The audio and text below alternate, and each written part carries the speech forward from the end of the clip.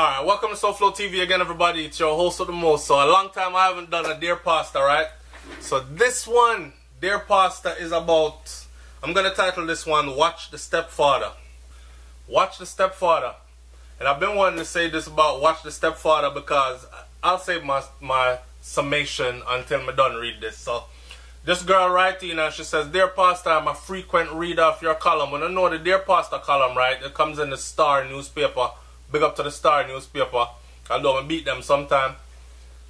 Anyways, so she's talking about, she says, I've been having a problem which I will summarize to you. The girl says she's a 21-year-old living with her stepfather, her mother, and her little sister. We do not share the same father. I have an older brother, and we share the same father. Since my stepfather entered my life, it's been nothing but hell to me. He started molesting me since I was 13. She's 23. She still I live with them, even though she's been molested since she was 13. That sounds like a relationship. That don't sound like molestation no more. But anyways, let me carry on. My mother and father were involved in a common law relationship, but eventually went their separate ways when I was 12 years old. My brother was living with us at the time, and after the separation, my world started to crumble. I loved my dad endlessly. He took care of his family and ensured that we were all happy. After they broke up, my mother took us to live with our stepfather, in a rented house. My stepdad started to make his moves on me from that time. I would say that he was trying to tame me. As he would make moves, he would buy me things, and I didn't think anything of it. He would buy me gifts and food. As time progressed, he started to touch me in an inappropriate manner. I told my mother about it, and she spoke to him. Strike number 2. She tell our mother about it, and she spoke to him, and then still continued to live with the man.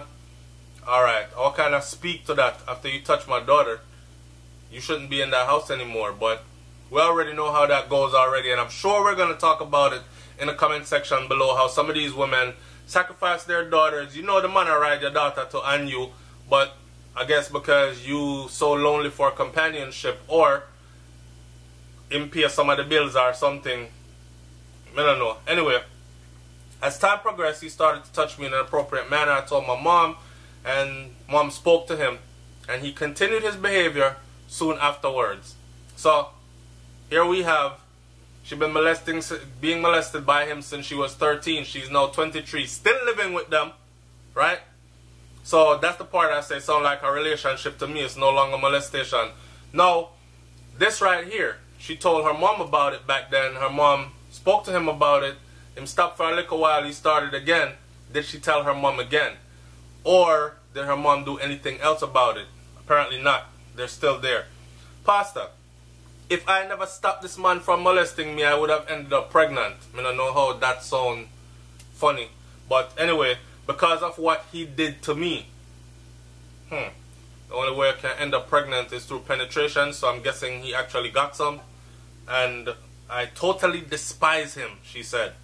My father passed away while I was taking my CXC subjects at 17 years old. He died at the age of 64. So a big man that have a daughter with that young. Despite his death, I was successful in my exams and passed all my subjects except for the maths. There is a lot more to tell, and I am anxiously awaiting your advice on how to move on from what happened to me years ago. I was scared by the situation, and it is still affecting my life. Alright, so, first of all, Pastor tell her, say, congratulations on passing your exams, and you were wise to inform your mother about it and of your stepfather's conduct. Many girls who have been abused by their stepfathers have remained quiet. Alright, so that's always been a gripe for me. Always been a gripe for me about stepfathers. Because the thing about stepfathers is this, and I want you to open your mind for a minute and think, right? Here you have a man that's in your house, right? And you're expecting this man that has no blood relation to your daughter to be around your daughter and treat your daughter like it's his own daughter. Hopefully he's not a man that would molest his own daughter, so he would look at your daughter as his daughter and he wouldn't molest her. But what ends up happening is, a lot of the times, a man is going to look at a female as a female, and there's always going to be that thought in his mind that, she not my daughter though, there's no blood relation there though, damn, she grew up breasts, our breasts them look nice. Especially if it's a man with molest young picnic, or he's looking at your daughter taking on her teenage, and you know some teenagers look already, some teenagers look like women, right? Big breasts sprout out, body start get round and all these things. She 13 over there looking like she 19, 20, 21, right? And you have mothers that do stuff like leave their daughter unattended with this man all the time and work night shift and them thing there. Your daughter, this man. Like Pastor said right here, many of them, they never speak about it. It happened and they try to brush it under the rug and carry on with life. Whether it be because they don't feel like they want to hurt their mom, or they feel like their mom's probably going to look at them and say, nah, you're right off my husband, or you're right off my man. It wasn't no, he never molested nothing, or whatever the repercussions are, right? And when you're young, you don't really have foresight to the extent where you see through all the way. Some people are brave and they speak up regardless of whatever the consequences are going to be, but there are a lot that don't, and they suffer silently, right? Damaged psychologically and suffer silently, and it ends up going on to where, as women, they can't keep a proper relationship with a man when it's time for them to have their own relationship, right? So this one name, look out for the stepfather. What I want my audience to do though is, in the comment section, tell me if you know of any stepfathers that molested, or you were one of the girls that your stepfather ever made a pass at you, or he wasn't brave enough to make the pass but you saw where he was like looking at you weird at any given time. Because come on, a female knows, right? Especially if a man a give some long stare or some look where look like, okay, I'm not going to do that again, kind of look. You know the look. You know the look that I'm talking about. Did you ever see that kind of look from your stepfather? If you have a stepfather, right? Did you and your stepfather ever do nothing? If you have a stepfather. And these kinds of things. Leave it all in the comment section below and let's talk about it. It has always been my thing that me no want a stepfather on my pick them. Right? Boy or girl. Because, man, I watched this documentary, I think I told y'all about it before, where the boy was talking about how, and it's a young black boy, I think he's like 21 and he's on death row.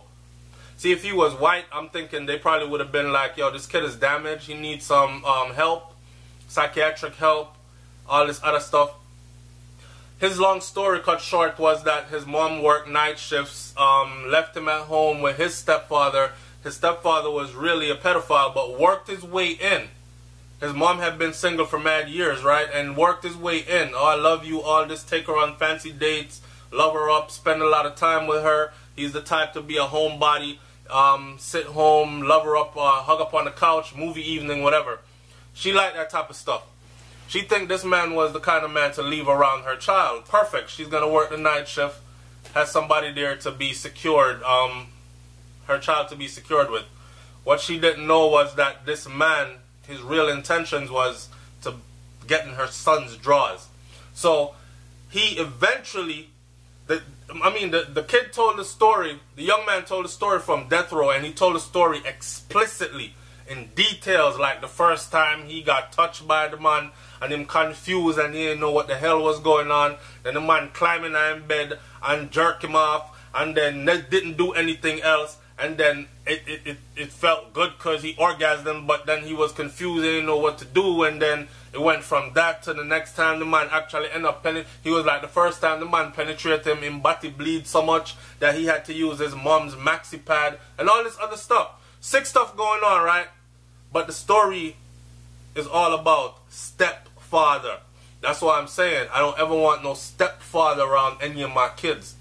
And I could never be comfortable in this lifetime to think that one man is going to be so genuine. Now, don't get me wrong, there are good stepfathers out there. And if you have good stepfather, leave it in the comment section below too. But there are good stepfathers out there that actually sit in and play the part as a real father. but they are far and few and far in between, I think. Leave your comment in the comment section below. I'm going to leave it right there, so. It's SouFLoTV, man. That one, you're mad. I'm out. Peace.